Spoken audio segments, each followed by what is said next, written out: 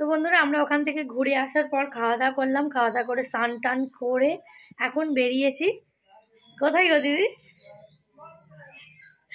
প্রথমেই বলবো একটা স্পেশাল জায়গায় যাচ্ছি, সেটা তোমরা দেখতেই পাবে। আর আজকেও দেখো এই ড্রেসটাই পরে নিয়েছি। আর আজকে এই মাত্র চান করলাম তো চুলটা ভিজে ভিজে লাগছে। দিদিভাই ওই যে সাজুগুজু হয়ে গেল। আর মাসিমা এই যে মাসিমা আজকে ভোলা মাছের ঝোলটা যা বানিয়েছিল না, তোমার মানে মানে সর্ষে বাটা দিয়ে ভোলা মাছের ঝাল আমি কোনোদিনও খাইনি, ফার্স্ট টাইম খেলাম। দারুণ দারুণ। একটু দেখাবো বলে আর সময় হলো না জানো তো। তো চলো এখন বিট্টুকে বের করি, বের করে একবার তোমাদের সাথে দেখা হবে। স্কুটি কেনার থেকে আমার একটা করে টোটো কিনে নিলেই ভালো। আমি ওর বাবাকে বলি তুমি একটা টোটো কিনে রেখে দাও, সবাই মিলে যেতে পারবো, কোনো অসুবিধা হবে না। সুন্দর।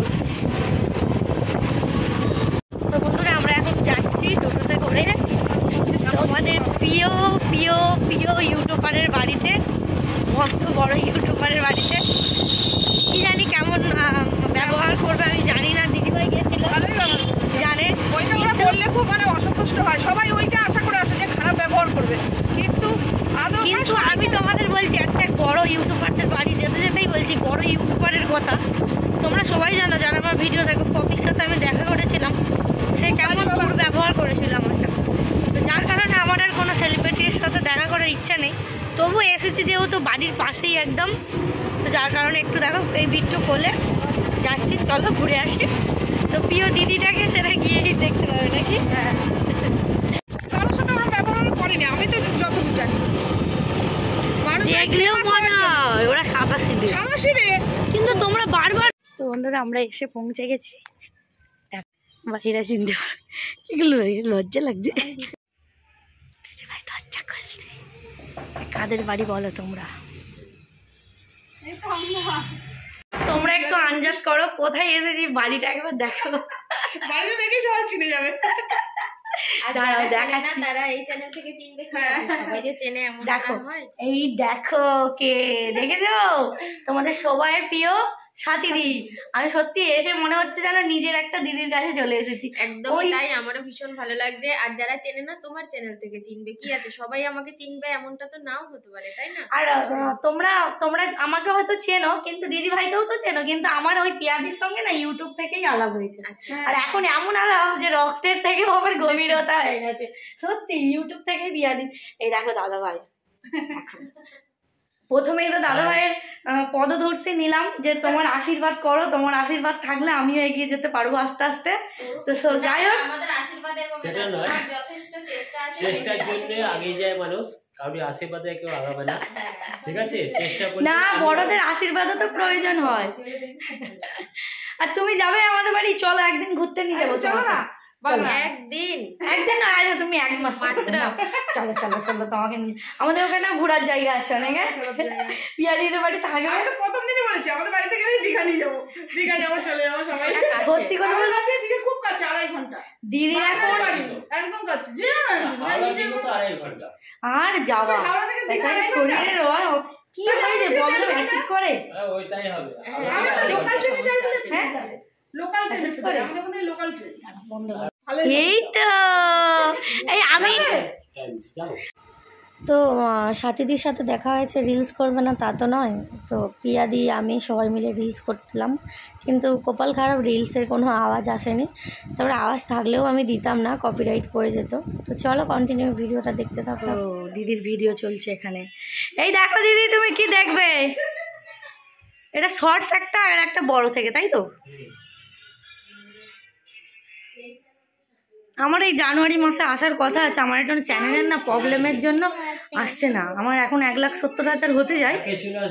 হ্যাঁ জানুয়ারি চলে আসবে। আচ্ছা, আশীর্বাদ করো তাড়াতাড়ি যেন প্লে বাটনটা চলে আসে, ওটা একটা স্বপ্ন। এই দেখো, এইগুলো হচ্ছে এই ভিডিওগুলো বাইরের লোকের জন্য। তোমরা দেখে হয়তো বুঝতে পারছো যে ভিডিওটা কিছুদিন আগের, কিছুদিন নয় অনেক দিন আগে। তো দিদিভাইদের বাড়ি যখন গিয়েছিলাম তখনই সাধন সাথীর সাথে দেখা করেছিলাম দিদিভাইয়ের সাথে। তো উনি একটু কষ্টের মধ্যে ছিল, যার কারণে কাঁদছিল। এই ঘরটা কিন্তু দারুণ। কে এত মেনটেন করে? তুমিই করো তো? আমি তো ভিডিওতে দেখি এত গুছানো। দেখো তোমার দেওয়া রাজু আর এও রাজু, দুটো দু অবতার। হ্যাঁ দেখো প্যান্ট ট্যান্ট দেখো কি সুন্দর।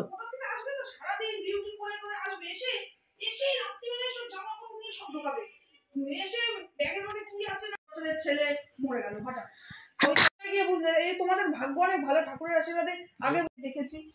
এবার তারপরে আবার তোমরা আবার আমাদের মতো সাধারণ নও, তোমরা সোশ্যাল মিডিয়ায় যুক্ত, মানুষের কত রকম কত কিছু সহ্য করেছো করে।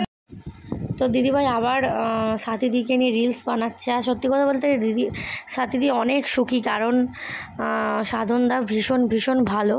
দেখো একটা মানুষ দেখতে কেমন সেটা কোনো প্রয়োজন নেই, যদি মানুষটা মনের দিক দিয়ে ভালো হয় সেটাই সবথেকে বড় কথা। কারণ উনিরা কিছুদিন আগে থেকে আগে ব্যাঙ্গালোর থেকে এসেছে, যার কারণে মন মেজাজ ভালো না। তোমরা হয়তো ভিডিওগুলো দেখেছো যে বলেছে আর কোনোদিনও বাচ্চা হবে না সাথীদি। তো চলো কন্টিনিউ ভিডিওটা দেখো, আশা করি ভালো লাগবে।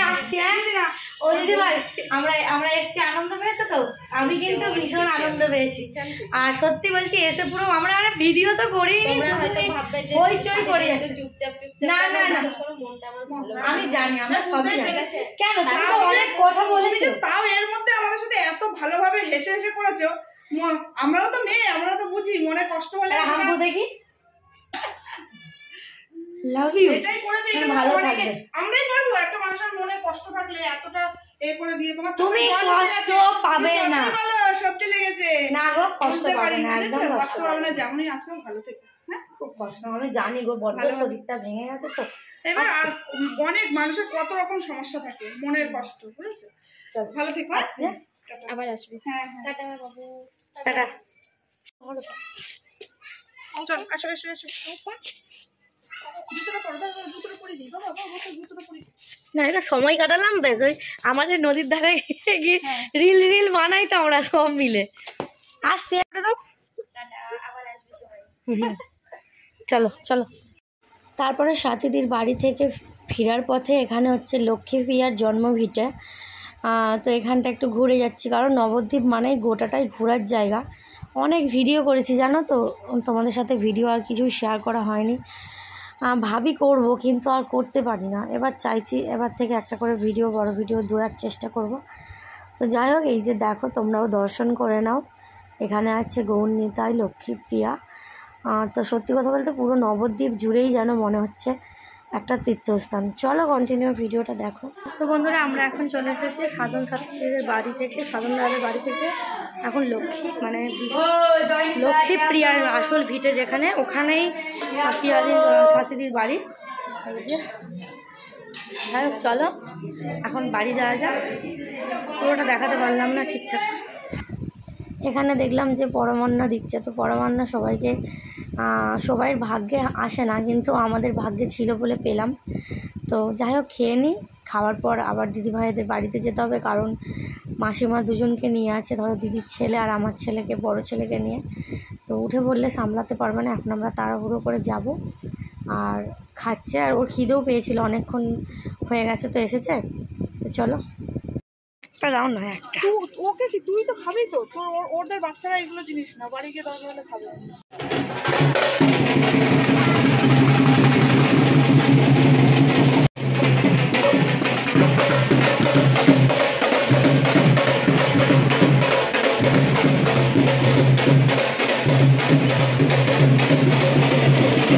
তো বন্ধুরা এই দেখো চানা দাদু চানা দিচ্ছে আমাদের, আলু কাবড়ি। এটা ক টাকার আলু কাবড়ি? 10 টাকা। এই দেখো 10 টাকার আলু কাবড়ি দিচ্ছে। গঙ্গা ঝাল কেমন আছে তো, কাঁচা লঙ্কা তো হ্যাঁ হ্যাঁ, গুলো দেবো না তো? না পুরো কাঁচাই দাও। দুটো দিলাম। হ্যাঁ দাও। আচ্ছা আচ্ছা বলো, আমি চাই নবদ্বীপের সব কিছু একটু একটু করে টেস্ট করে দেখতে। আমার খুব প্রিয় জিনিস, আমি তো এলে খাই। আর আমাদের ওখানে তো পাওয়া যায় না এসব, আমাদের হাওড়া জেলায় পাওয়াই যায় না। যেটা খেলাম সেটা অত্যাধিক ভালো, 10 টাকায় এত সুন্দর, মানে 10 টাকার এত সুন্দর মানে পাওভাজি, তার সঙ্গে ডিমের চপ। আমাদের ওখানে হয়তো পাওয়া যাবে, কিন্তু এত টেস্টি হবে না। দাদা তো সবসময় বলে এখানে সবাই প্রত্যেকটা জিনিস বানায় খুব যত্ন করে, দেখছি তো কারো মানে প্রফেশনালি যে টাকা। সত্যি কথা বলতে দিদিভাই সব কিছুই আমাকে খাই দিয়েছে নবদ্বীপে। চলো বন্ধুরা আজকে ভিডিওটা এখানেই শেষ করলাম, টাটা বাই।